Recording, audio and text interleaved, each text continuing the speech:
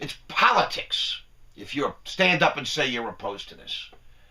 For the good of America, we have to do this. What he didn't tell you was he was formerly the CEO of Goldman Sachs, and about half that money went straight to Goldman Sachs. And the following year, they took billions of dollars out in bonuses and lined their pockets.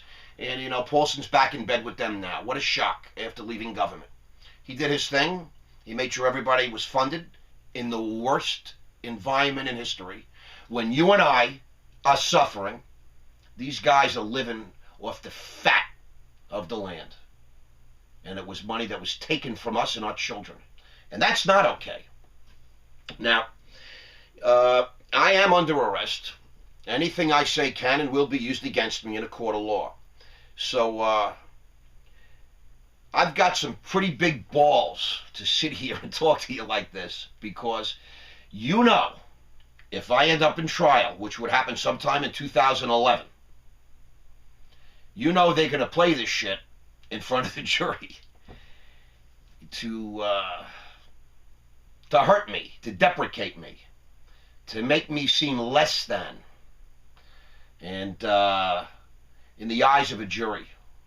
And I just hope that you people out there get it, that people like me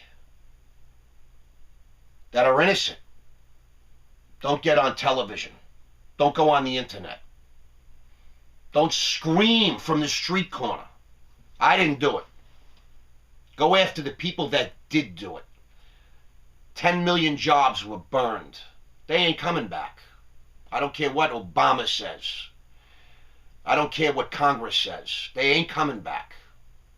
America has been pillaged, raped, and it's disgusting. What are my political beliefs? The Constitution of the United States, the Bill of Rights. Today, I'm exercising my First Amendment right, which is freedom of the press, freedom of speech, period. So, they're going to do what they're going to do to me. And they're going to continue doing what they've done to you all. If you sit back and allow it to happen, reach out to me. Let's team up. And let's express ourselves. About 40 years ago, maybe a little 45 years ago, when I was a kid growing up in the 60s, I was born in 57. And I remember going to school in the mid-60s, and there were riots. There were riots all over America. They were, turning cars over and starting fires in cities. People were going nuts. There was racial tension. Tremendous violence in the inner cities.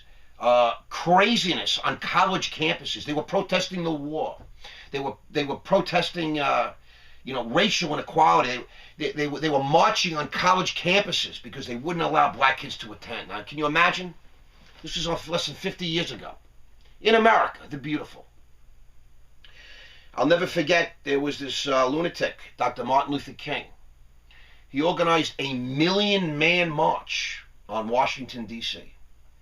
And I remember thinking, wow, but what's the point? What is he really going to accomplish, this guy?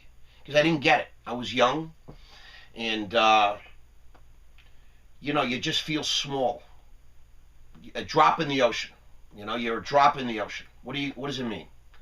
And, 40 years later, 40 years after Martin Luther King was shot and killed, after the 1 million man march, they wouldn't allow a black kid into University of Alabama. We have a black president move into the White House. I don't know if that's lost on anybody, but it's not the house. It's not the castle. It's the White House. I don't know if, there's any sort of secret Freudian meaning there, but in the White House, we now have a dark couple. And, I'm crazy about this Barack Obama as a human being. He's a poor kid. He studied his ass off. He's a wicked kind of guy. He speaks like nobody. Like nobody. This guy's got charisma. He's got passion. He's got tremendous clarity. Okay? He's hip. he's so smart. Harvard.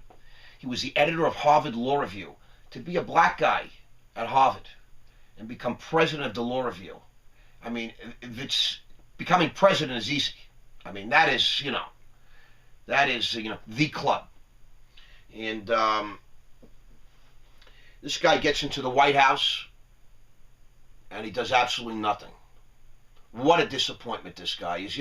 He's a world-class bullshitter, apparently. And, he's a leader like nobody. The question is, leaders have to lead. Where's he leading us? Right now he's leading us nowhere. He's caught up in a system that's so corrupt and so broken. It's frightening. And I've got a bone to pick with you, Mr. President. We're going to get there in a moment. Now, I'm a Wall Streeter by trade and by training. I'm good at it. And I've got a real passion for it. I mean, it's been now a couple of years since I left the street, retired down here in Florida. I've been involved a little bit in the fight business, and now I've made the full step into the media, entertainment, and production world. But I got to tell you, when I read the papers and I go online, talk to my buddies, and boy, do I have a passion, do I miss what goes on Wall Street. And over the next couple of weeks and months, we're going to delve into that a little bit more, and I'm going to give you a real insight. I'm going to tell you stuff that nobody's going to tell you. Nobody. And the reason I'm going to do that is because of what's been done to me. I'm going to reveal things that may be better off being unsaid. Now, Mr. President, you talk about a mosque being put up in Lower Manhattan. You say that there's freedom of religion in this country. And these Muslims, this Islamist mosque cannot be denied because they have a right. And I take umbrage with that. I don't get it, sir. This is America. More than 3,000 people were murdered on that site less than 10 years ago. Can you imagine? People lost their wives and their husbands, their fathers and their mothers, their sons and their daughters. Where the hell is your sense of this country?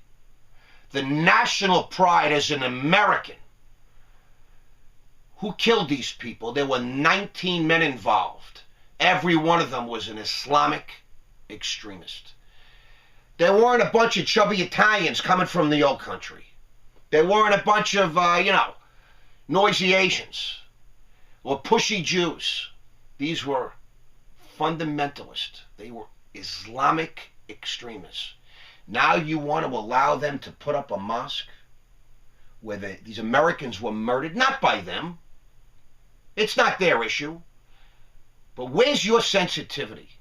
What did you put on Pearl Harbor 8 years after the Japs blew up Pearl Harbor? Do we have a little sushi stand? Is that how you look at it? I mean, I don't get it. There's a right and there's a wrong. America also has a right. And it's being violated. If you dare to allow this to happen, shame on you. Shame on you, Mayor Bloomberg. It's incredibly insane and insensitive of you. I guess that's what happens when you're a billionaire or you move into a White House. You forget, you lose touch with the common man. Imagine, Mr. President, if your wife and daughters were in that building when they got eviscerated. They burned up as a result of the Islamic attack on America. Now, this mosque, we have mosques all over this country, all over New York. This is America. And because it is America, they have rights, but so do the rest of America. Please stand strong for us, sir, and do not allow them to express this. I don't want to go back to '93 when they also tried and plotted to blow up the World Trade Center. Wasn't it Jews? Wasn't it Italians? Who was it? It was the Islamic extremists. If you practice the Muslim faith, if you're an Islamist, God bless you. Nobody feels more strongly about freedom than I do. Trust me. Then you yourselves should know that is sacred American ground. And you should take your mosque very gently somewhere else and openly practice your religion, because I love you and I respect you. But please don't stick it in the wound that's still wide open and sore for the rest of us Americans, because we really care a great deal about that. That's about all you're going to get from me today. It was really an honor and a pleasure to chat with you. This is Ross Mandell. As you know, I have a website, rossmandell.com. You can reach me at rossmandell.com. That's 2 S's and 2 L's. You can also reach me on my Facebook page. That's Ross Mandell. And I just want to thank you from the bottom of my heart for you giving me this time today and allowing me to express myself. And I hope to really get to spend some more time and get to know you people over the next few weeks and months. Thank you.